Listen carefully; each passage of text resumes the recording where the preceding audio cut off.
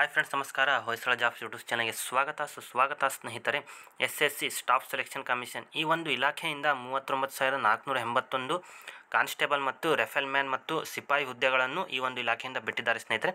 ಇದು ಒಂದು ಒಳ್ಳೆಯ ಅಪಾರ್ಚುನಿಟಿ ಅಂತಲೇ ಹೇಳಬಹುದು. ಏಕೆಂದರೆ ಸ್ಟಾಫ್ ಸೆಲೆಕ್ಷನ್ ಕಮಿಷನ್ನಿಂದ ಒಟ್ಟಾರೆಯಾಗಿ 39,481 ಹುದ್ದೆಯನ್ನು ಈ ಒಂದು ಇಲಾಖೆಯಿಂದ ಬಿಟ್ಟಿದ್ದಾರೆ ಅಂತೇಳಿ ತಿಳಿಸಿಕೊಟ್ಟಿದ್ದಾರೆ.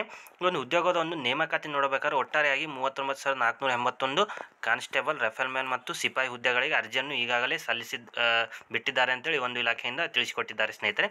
ಒಂದು ಹುದ್ದೆಗೆ ನೀವು ಅರ್ಹ ಮತ್ತು ಆಸಕ್ತ ಅಭ್ಯರ್ಥಿಗಳಿಂದ ಅರ್ಜಿಗಳನ್ನು ಆಹ್ವಾನಿಸಲಾಗಿದೆ ಅಂತೇಳಿ ಒಂದು ಇಲಾಖೆಯಿಂದ ತಿಳಿಸಿಕೊಟ್ಟಿದ್ದಾರೆ. ಈ ಒಂದು ಉದ್ಯೋಗದ ಒಂದು ಸಂಕ್ಷಿಪ್ತ ನೋಟಿಫಿಕೇಶನ್, ಉದ್ಯೋಗಕ್ಕೆ ಬೇಕಾಗುವಂತಹ ಒಂದು ಕ್ವಾಲಿಫಿಕೇಶನ್ ಬಗ್ಗೆ ಈ ಒಂದು ವಿಡಿಯೋದಲ್ಲಿ ತಿಳಿದುಕೊಳ್ಳೋಣ ಸ್ನೇಹಿತರೆ. ಇನ್ನೂ ಯಾರಾದರೂ ನಮ್ಮ ಚಾನಲನ್ನು ಸಬ್ಸ್ಕ್ರೈಬ್ ಆಗಿಲ್ಲ ಸಬ್ಸ್ಕ್ರೈಬ್ ಆಗಿ, ಏಕೆಂದರೆ ನಾನು ಬಿಡುವಂತಹ ಒಂದು ಎಲ್ಲ ಜಾಬ್ ನೋಟಿಫಿಕೇಶನ್ ಅಪ್ಡೇಟ್ಸ್ಗಳು ನಿಮ್ಮಲ್ಲಿ ಮೊದಲಿಗೆ ಬರುತ್ತವೆ ಸ್ನೇಹಿತರೆ. ಮೊದಲನೇದಾಗಿ ಉದ್ಯೋಗದ ಅಧಿಸೂಚನೆ ನೋಡಬೇಕಾದ್ರೆ ಸ್ಟಾಫ್ ಸೆಲೆಕ್ಷನ್ ಕಮಿಷನ್ ಅಂತೇಳಿ ನೀಡಿದ್ದಾರೆ. SSC ಒಟ್ಟು ಹುದ್ದೆಗಳು 39,481. ಉದ್ಯೋಗ ಸ್ಥಳ ನೋಡಬೇಕಾದ್ರೆ ಅಖಿಲ ಭಾರತ ಅಂದರೆ ಪ್ಯಾನ್ ಇಂಡಿಯಾ ಇದೆ, ಭಾರತದಾದ್ಯಂತ ಅಂತೇಳಿ ತಿಳಿಸಿಕೊಟ್ಟಿದ್ದಾರೆ. ಪೋಸ್ಟ್ನ ಹೆಸರು ನೋಡಬೇಕಾದ್ರೆ ಕಾನ್ಸ್ಟೇಬಲ್ ಮತ್ತು ರೆಫೆಲ್ಮ್ಯಾನ್ ಮತ್ತು ಸಿಪಾಯಿ ಹುದ್ದೆಯನ್ನು ಈ ಒಂದು ಇಲಾಖೆಯಿಂದ ಬಿಟ್ಟಿದ್ದಾರೆ.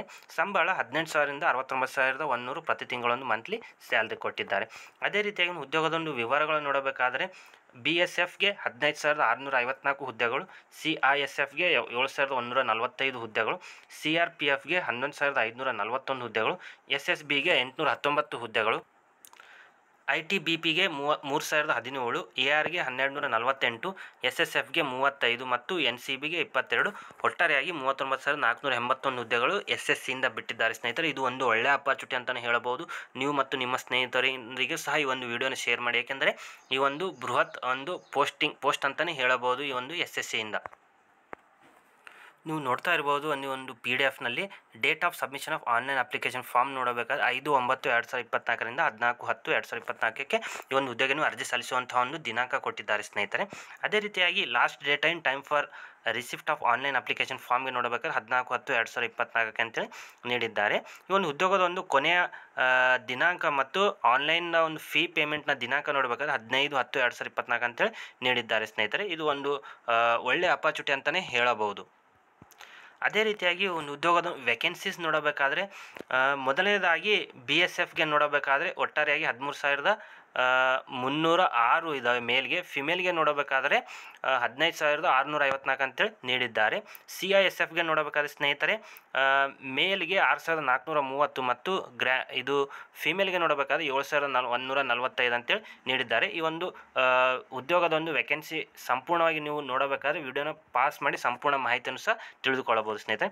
ಇದು ಒಂದು ಒಳ್ಳೆಯ ಅಪಾರ್ಚುನಿಟಿ ಅಂತಲೇ ಹೇಳಬಹುದು. ನೀವು ಮತ್ತು ನಿಮ್ಮ ಸ್ನೇಹಿತರನ್ನು ಸಹ ಶೇರ್ ಮಾಡಿ, ಏಕೆಂದರೆ ಅವರು ಸಹ ಈ ಒಂದು ಉದ್ಯೋಗಕ್ಕೆ ಅರ್ಜಿಯನ್ನು ಸಲ್ಲಿಸುತ್ತಾರೆ ಸ್ನೇಹಿತರೆ. ಏಕೆಂದರೆ ಬಹಳಷ್ಟು 39,481 ಹುದ್ದೆಯನ್ನು ಈ ಒಂದು ಇಲಾಖೆಯಿಂದ ಬಿಟ್ಟಿದ್ದಾರೆ.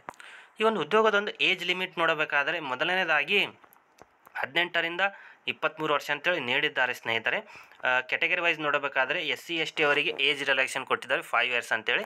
ಅದೇ ರೀತಿಯಾಗಿ OBC ಅವರಿಗೆ ನೋಡಬೇಕಾದ್ರೆ 3 ವರ್ಷ, ಎಕ್ಸ್ ಸರ್ವಿಸ್ ಮ್ಯಾನ್ಗೆ 3 ವರ್ಷ deduction of the military service ಅಂತೇಳಿ ನೀಡಿದ್ದಾರೆ. ಮತ್ತು childrens and dependents of victims ಕಿಲ್ಡ್ಯಿಂದ 1984 ಇಯರ್ಸ್ ಆರ್ ಕಮ್ಯುನಲ್ ರೇಟ್ಸ್ ಅಂತೇಳಿ ನೀಡಿದ್ದಾರೆ. ಅದಕ್ಕೆ 5 ವರ್ಷ ಅಂತೇಳಿ ನೀಡಿದ್ದಾರೆ ಸ್ನೇಹಿತರೆ. ಅದೇ ರೀತಿಯಾಗಿ childrens and dependents of victims ಕಿಲ್ಡ್ಗೆ 8 ವರ್ಷ ಅಂತೇಳಿ ನೀಡಿದ್ದಾರೆ. ಈ ಒಂದು ಉದ್ಯೋಗದ ಸಂಪೂರ್ಣ ನೋಟಿಫಿಕೇಶನ್ ಮತ್ತು ಅಪ್ಡೇಟ್ಸ್ಗಳು ನಿಮಗೆ ಬೇಕಿತ್ತಪ್ಪ ಅಂದರೆ ನಾನು ಡಿಸ್ಕ್ರಿಪ್ಷನ್ ಬಾಕ್ಸ್ನಲ್ಲಿ ಉದ್ಯೋಗದ ಒಂದು ವೆಬ್ಸೈಟ್ನ ಲಿಂಕ್ ಬಿಟ್ಟಿರ್ತೇನೆ. ಆ ವೆಬ್ಸೈಟ್ನಲ್ಲಿ ಹೋಗಿ ಒಂದು ಉದ್ಯೋಗದ ಒಂದು ಸಂಪೂರ್ಣ ನೋಟಿಫಿಕೇಶನನ್ನು ನೀವು ಪಡೆದುಕೊಳ್ಳಬಹುದು ಸ್ನೇಹಿತರೆ. ಇದು ಒಂದು ಸುವರ್ಣಾವಕಾಶ ಅಂತಲೇ ಹೇಳಬಹುದು.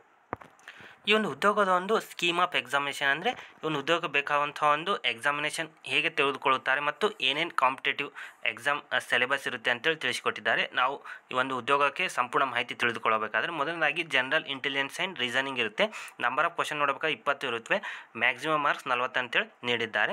ಎರಡನೇದಾಗಿ ಜನರಲ್ ನಾಲೆಜ್ ಆ್ಯಂಡ್ ಜನರಲ್ ಅವೇರ್ನೆಸ್ಗೆ ನಂಬರ್ ಆಫ್ ಕ್ವಶನ್ಸ್ 20 ಇರುತ್ತವೆ, ಮ್ಯಾಕ್ಸಿಮಮ್ ಮಾರ್ಕ್ 40 ಇರುತ್ತೆ.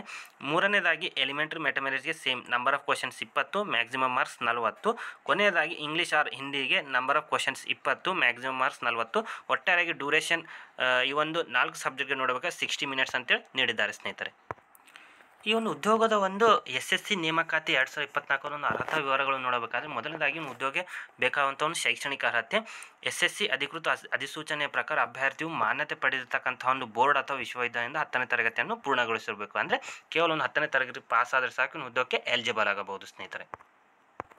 ಈ ಒಂದು ಉದ್ಯೋಗದ ವಯಸ್ಸಿನ ಮಿತಿ ನೋಡಬೇಕಾದ್ರೆ ಸಾಫ್ಟ್ ಸೆಲೆಕ್ಷನ್ ಕಮಿಷನ್ ಈ ಒಂದು ನೇಮಕಾತಿ ಅಧಿಸೂಚನೆ ಪ್ರಕಾರ ಅಭ್ಯರ್ಥಿಯು 1 ಜನವರಿ 2025ರಂತೆ ಕನಿಷ್ಠ 18 ವರ್ಷಗಳು ಮತ್ತು ಗರಿಷ್ಠ 23 ವರ್ಷ ಅಂದರೆ 18ರಿಂದ 23 ವರ್ಷ ಒಳಗಿರ್ತಕ್ಕಂಥ ಒಂದು ಅಭ್ಯರ್ಥಿಗಳು ಇವನು ಹುದ್ದೆಗೆ ನೀವು ಅರ್ಜಿಯನ್ನು ಸಲ್ಲಿಸಬೇಕು ಸ್ನೇಹಿತರೆ. ಅದೇ ರೀತಿಯಾಗಿ ಇವನು ಉದ್ಯೋಗಕ್ಕೆ ಮಹಿಳೆಯರು ಮತ್ತು ಪುರುಷರು ಸಹ ಇವನು ಉದ್ಯೋಗಕ್ಕೆ ಅರ್ಜಿಯನ್ನು ಸಲ್ಲಿಸಬೇಕಾಗುತ್ತೆ. ಆ ಒಂದು ಉದ್ಯೋಗಕ್ಕೆ ಬೇಕಾಗುವಂಥ ಸಂಪೂರ್ಣ ಮಾಹಿತಿ ಸಹ ನಾನು ಡಿಸ್ಕ್ರಿಪ್ಷನ್ ಬಾಕ್ಸ್ನಲ್ಲಿ ವೆಬ್ಸೈಟ್ನ ಲಿಂಕ್ ಬಿಟ್ಟಿರ್ತೀನಿ. ಅಲ್ಲಿಂದ ನೇರವಾಗಿ ಇವನು ಉದ್ಯೋಗದ ಸಂಕ್ಷಿಪ್ತ ನೋಟಿಫಿಕೇಶನ್ ಮತ್ತು ಅಪ್ಡೇಟ್ಸ್ಗಳನ್ನು ತಿಳಿದುಕೊಳ್ಳಬಹುದು. ವಯೋಮಿತಿ ಸಡಿಲಿಕೆ ಸಹ ಕೊಟ್ಟಿದ್ದಾರೆ. SC/ST ಅಭ್ಯರ್ಥಿಗಳಿಗೆ 5 ವರ್ಷ, OBC ಮಾಜಿ ಸೈನಿಕ ಅಭ್ಯರ್ಥಿಗಳಿಗೆ 3 ವರ್ಷ ಅಂತೇಳಿ ನೀಡಿದ್ದಾರೆ. ಅರ್ಜಿ ಶುಲ್ಕ ನೋಡಬೇಕಾದ್ರೆ SC/ST ESM ಮಹಿಳಾ ಅಭ್ಯರ್ಥಿಗಳಿಗೆ ಯಾವುದೇ ಥರ ಅಂತ ಒಂದು ಅರ್ಜಿ ಶುಲ್ಕ ಇಲ್ಲ ಎಲ್ಲ ಥರ ಅಭ್ಯರ್ಥಿಗಳಿಗೆ 100 ರೂಪಾಯಿ ಅಂತೇಳಿ ನೀಡಿದ್ದಾರೆ. ಪಾವತಿ ವಿಧಾನ ನೋಡಬೇಕಾದ್ರೆ ಆನ್ಲೈನ್ ಅಂದರೆ ಈ ಒಂದು ಹುದ್ದೆಗೆ ನೀವು ಅರ್ಜಿಯನ್ನು ಸಲ್ಲಿಸಿದ ನಂತರ ಅಪ್ಲಿಕೇಶನ್ ಫೀ ಇರುತ್ತೆ. ಆ ಒಂದು ಅಪ್ಲಿಕೇಶನ್ ಫೀವನ್ನು ನೀವು ಆನ್ಲೈನ್ ಮುಖಾಂತರವೇ ಹುದ್ದೆಗೆ ಅರ್ಜಿಯನ್ನು ಸಲ್ಲಿಸಬೇಕಾಗುತ್ತೆ. ಅದೇ ರೀತಿಯಾಗಿ ಉದ್ಯೋಗದ ಆಯ್ಕೆ ಪ್ರಕ್ರಿಯೆ ಸಹ ಕೊಟ್ಟಿದ್ದಾರೆ. ಮೊದಲನೇದಾಗಿ ಒಂದು ಕಂಪ್ಯೂಟರ್ ಆಧಾರಿತ ಪರೀಕ್ಷೆ ಇರುತ್ತೆ ಸ್ನೇಹಿತರೆ. ಎರಡನೇದಾಗಿ ದೈಹಿಕ ಪ್ರಾಮಾಣಿಕ ಪರೀಕ್ಷೆ, ದೈಹಿಕ ದಕ್ಷತೆಯ ಪರೀಕ್ಷೆ, ವೈದ್ಯಕೀಯ ಪರೀಕ್ಷೆ ಮತ್ತು ಡಾಕ್ಯುಮೆಂಟ್ ಪರಿಶೀಲನೆ ಮುಖಾಂತರ ಈ ಉದ್ಯೋಗಕ್ಕೆ ಆಯ್ಕೆ ಪ್ರಕ್ರಿಯೆಯನ್ನು ಮಾಡುತ್ತಾರೆ ಅಂತೇಳಿ ತಿಳಿಸಿಕೊಟ್ಟಿದ್ದಾರೆ. ಈ ಒಂದು ಉದ್ಯೋಗಕ್ಕೆ ಬೇಕಾಗುವಂತಹ ಒಂದು ಸ್ಯಾಲ್ರಿ ಡೀಟೇಲ್ಸ್ ನೋಡಬೇಕಾದ್ರೆ ಕಾನ್ಸ್ಟೇಬಲ್ GDಗೆ ನೋಡಬೇಕಾದ್ರೆ 21,700ರಿಂದ 69,100, ರೆಫೆಲ್ಮೆನ್ GDಗೆ ನೋಡಬೇಕಾದ್ರೆ 21,700ರಿಂದ 69,100 ಪ್ರತಿ ತಿಂಗಳ ಒಂದು ಮಂತ್ಲಿ ಸ್ಯಾಲ್ರಿ ಇದೆ. ಎರಡನೇದಾಗಿ ಸಿಪಾಯಿಗೆ ನೋಡಬೇಕಾದ್ರೆ 18,000ರಿಂದ 56,900 ಪ್ರತಿ ತಿಂಗಳ ಒಂದು ಮಂತ್ಲಿ ಸ್ಯಾಲ್ರಿ ಕೊಟ್ಟಿದ್ದಾರೆ ಸ್ನೇಹಿತರು. ಇದು ಒಂದು ಒಳ್ಳೆಯ ಸ್ಯಾಲ್ರಿ ಅಂತಲೇ ಹೇಳಬಹುದು.